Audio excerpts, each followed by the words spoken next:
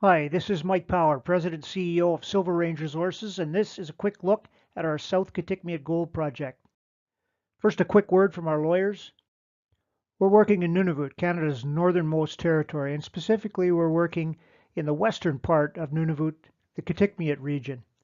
It's a busy spot. To the south are the Ekati and Diavik diamond mines, and within this area is the Lupin gold mine, currently in care and maintenance, and Sabina's Back River project. The area is accessible by air or by seasonal winter roads originating in Yellowknife. Nunavut's a great place to mine gold, and there are currently 6 projects in either production, development, or waiting restart. Down near Baker Lake, Agnico Eagle is producing from the Meadowbank mine and is bringing the Amaruq deposit to the northwest into production. Agnico is also developing the Melodyne mine near Rankin Inlet, planning on spending $900 million there this year. In the Kitikmeot region, Sabina is in final permitting of their Back River project, with production slated to commence from Goose and George Lake. To the west, WPC Resources has the old Lupin mine, and they're planning on restarting it next year. Finally, up near Hope Bay, TMAC poured their first bar of gold last month, bringing the mine into commercial production. So there's a lot of gold mining going on in Nunavut. Silver Range is working in the southern Kitikmeot Gold Belt. This is a favorable rock formation that includes the Lupin mine off to the west and the 4 deposits that comprise Sabina Gold and Silver's Back River project over in the east. All are high-grade Archean iron formation-hosted gold deposits. Archean iron formation-hosted gold occurs in iron-rich sedimentary rocks laid down in beds on an ancient sea floor, and they're subsequently buried by other surrounding deep-sea sediments. Typically, these iron formation beds are tens of meters thick and extend for kilometers. The iron formation and the enclosing sediments were then lithified into sedimentary rocks and tightly folded during regional compression. In axioplanar regions of weakness, faults and fractures developed, and these served as conduits for gold-bearing fluids generated at greater depths. Gold is often found in these structures in the axioplanar regions of folds, where the fluids react with the nearby iron in the iron formation. More importantly, these ascending fluids also react with the iron-rich amphibolites or magnetite in the metamorphosed iron formation, depositing sulfide facies consisting of arsenopyrite and pyrrhotite in the noses of the folds. There's a bit of a chicken or an egg argument between geologists over whether the sulfides were originally in the iron formation or came later. You're seeing my version here. In the southern Kitikmeot Gold Belt, all of the gold occurs in a single rock formation. Let's look and see how it developed. We're looking at a cross-section here. On the west side would be the area of the Lupin mine, and on the east side would be the Back River project. Ancient seafloor sediments were laid down on a basement of igneous rocks and metamorphic rocks. The package that was laid down consisted dominantly of deep-sea sediments. These are turbidites, the kind of rocks you'd find off Newfoundland. To the west, they're called the Contoidal Formation. To the east, they're the Beachy Lake Formation, but it's essentially the same package of rocks. Within this package of deep-sea sediments, there are several volcanic packages, but they aren't the big story. The gold is found in iron formation, and this occurs at different stratigraphic levels and throughout the basin. This whole package of rocks was subsequently intruded by 2 ages of granites, and then it was uplifted, eroded, and younger Proterozoic rocks deposited on top of it. Here's a map view of the southern Kitikmeot Gold Belt. All of the significant gold deposits and occurrences in this area occur within this red region here, which we've nicknamed the Fertile Crescent. The gray rocks inside this area here are the Beachy Lake and Contoidal Formation deep-sea metasediments that host the iron formation. These are intruded by these bubble-like granites you see here, which don't host any gold. If you're looking for gold here, you want to be in the gray rocks, and that's exactly where we are. Silver Range has picked up a number of projects in this area, which we collectively refer to as our Southern Kitikmeot Gold Project. This project includes 7 high-grade gold targets. They are all iron formation-hosted gold occurrences, and together they cover approximately 60,000 acres. The portfolio includes occurrences next to both the Back River project and the Lupin mine, as well as occurrences elsewhere throughout the belt. 6 of the 7 projects have high-grade gold mineralization and surface, and 3 of the projects, Esker, Hikanik, and Ujarak, have a few holes in them. Let's take a quick look at each of these prospects in turn.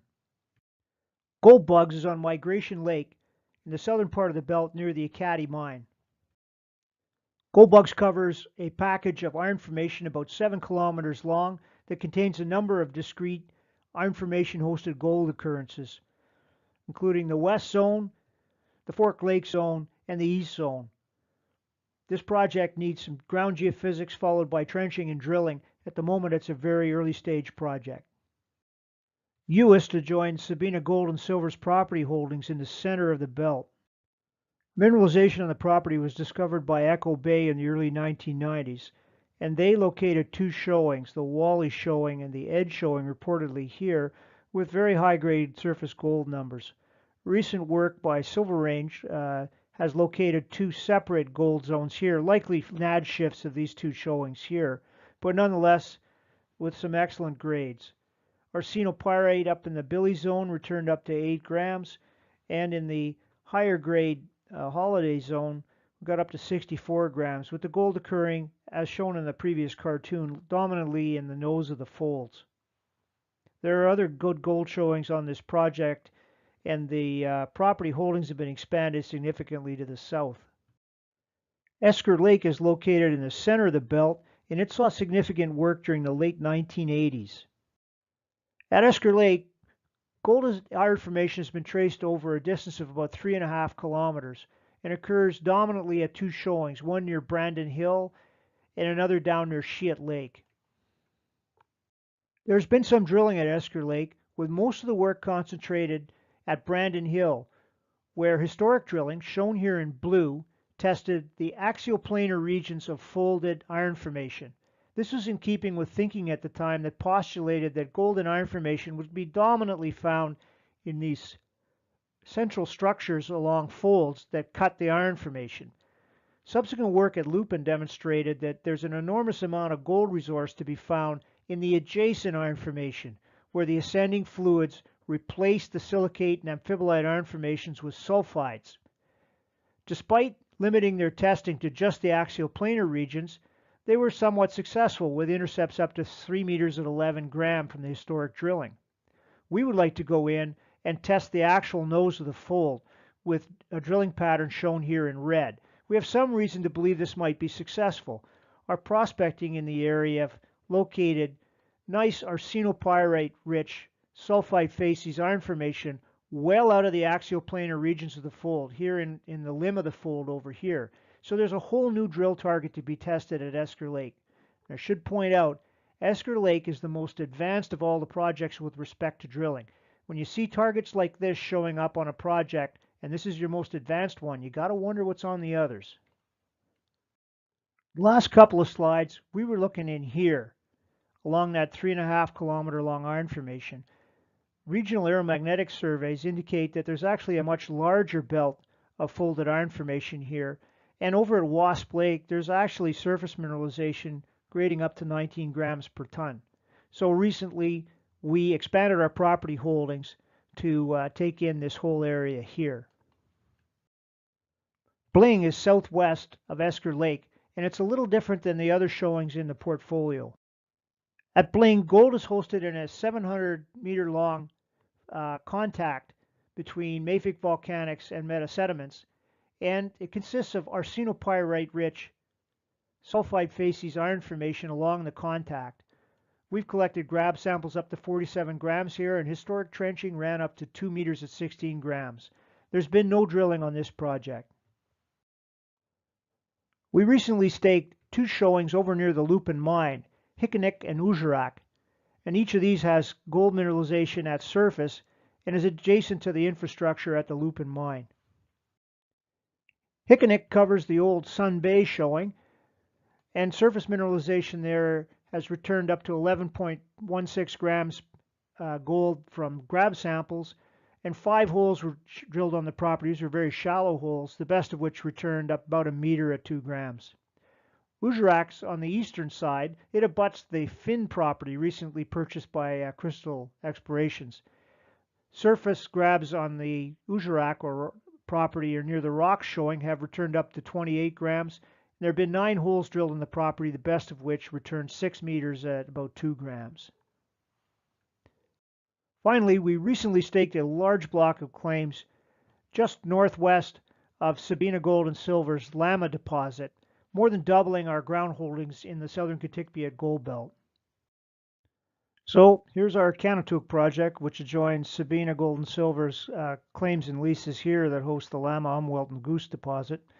It's shameless closeology, but it does cover favorable Beachy Lake Group rocks, and if you look carefully, I think you might see a trend. So we're looking forward to getting out here and seeing what might be on this project this summer. We have a lot of faith in this project. Some of the people involved have been working in the area for almost 30 years. We've noted that there's been a discovery about every 15 to 20 years in the belt, and that we're probably due for a new one.